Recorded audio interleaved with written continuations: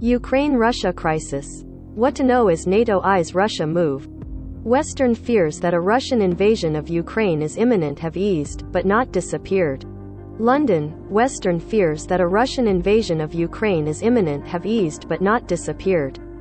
Diplomatic efforts to avert war got new energy this week after Russian President Vladimir Putin said Russia was willing to discuss security issues with NATO, and Russia said it was withdrawing some of its troops gathered near Ukraine's borders. The United States and its allies have welcomed the diplomatic overture, but say they have seen little evidence of a Russian military de-escalation.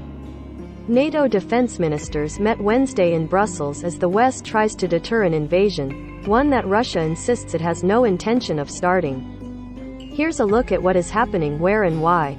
What's happening with Russian troops? U.S. President Joe Biden says 150,000 Russian troops are massed to the north, south and east of Ukraine, and Western officials said a Russian invasion could still happen at the drop of a hat. Russia's defense ministry has announced that some units participating in military exercises will begin returning to their bases, a statement welcomed as a good signal by German Chancellor Olaf Scholz. The Russian Defense Ministry released footage of a trainload of armored vehicles leaving Crimea, which Russia annexed from Ukraine in 2014. But NATO Secretary General Jens Stoltenberg said the military alliance had not seen any signs of de-escalation on the ground, no withdrawals of troops are. Russia maintains a massive invasion force ready to attack, he said.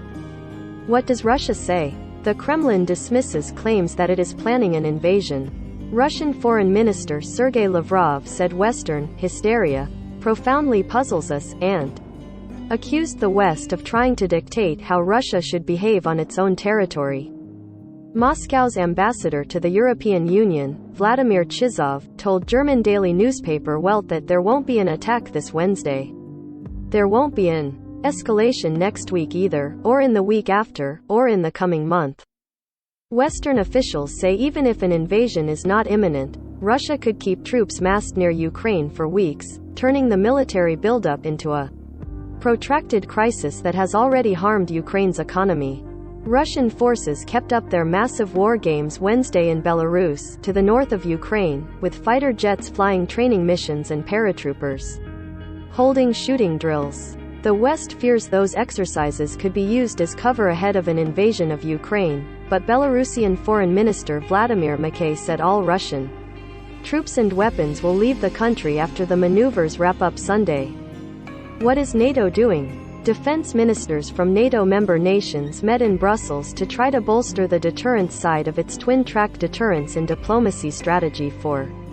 Stoltenberg said NATO would convey a very clear message to Russia that we are ready to sit down and discuss with them, but at the same time, we are prepared for the.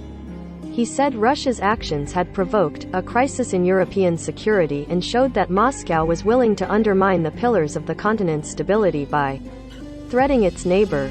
I regret to say that this is the new normal in Europe, he said. Stoltenberg said NATO had discussed setting up new battle groups in Central, Eastern and Southeastern Europe, including one led by France in Romania, but a final decision has not been made. NATO has ruled out sending troops to fight Russia in Ukraine, which is not a member of the Western Alliance.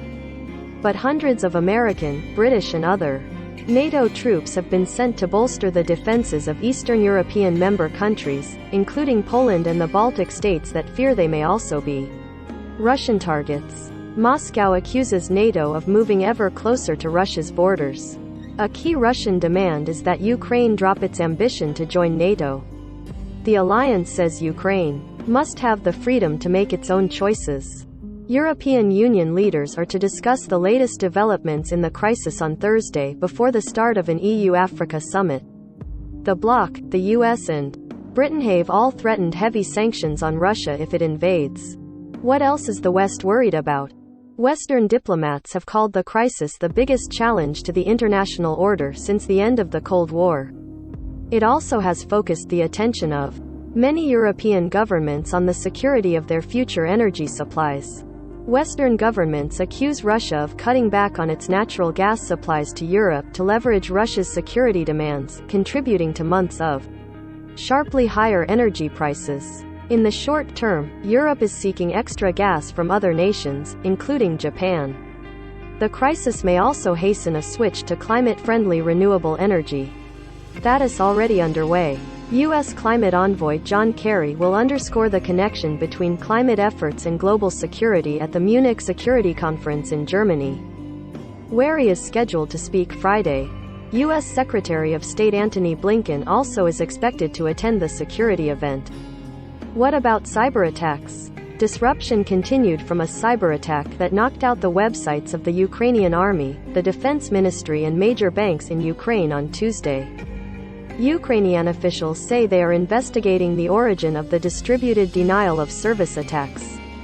Russia has denied involvement. Meanwhile, U.S. authorities issued a warning that hackers backed by the Russian state have waged a long-running campaign to get classified material from private contractors working for the Pentagon. The warning, issued jointly by the Department of Homeland Security's Cyber Unit, the FBI and National Security Agency, said the hackers, using common but effective tactics, have been targeting defense contractors since at least January 2020 and will likely continue to do so.